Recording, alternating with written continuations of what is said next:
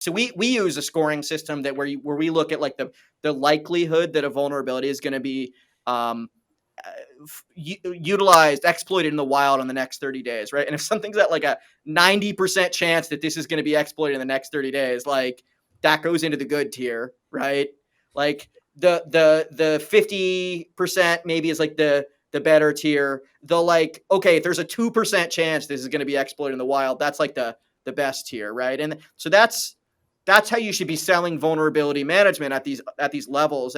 And you know, the type of guidance I use with clients is not just like explaining different levels of security, which is really important because sometimes people think of something as secure or not secure, and it's really there's a lot going on there, right? There's different, but ask the customer what the business outcome is that they expect, right? And this does depend on their vertical and how big they are and stuff, but the basics are, hey, at level 1, right? Good.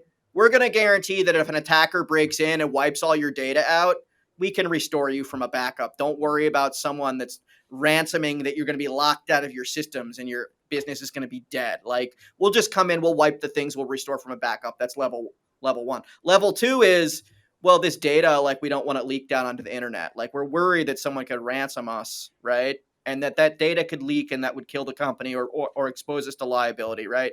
And then the level 3 is like, actually, the government's going to come get us if we don't do the thing, right? That like human safety might be in play, right? You might be a defense contractor, right? You know, air safety, healthcare, right? These are places that there's regulatory requirements, right? Financial services, and you have to have that best tier, or you're not doing best practices, right? And even as you talk about good, better, best, I would say, based on my readings and research, the insurance companies and the compliance frameworks are now absolutely requiring at least better. Right. You know, they're not requiring low, that's too little.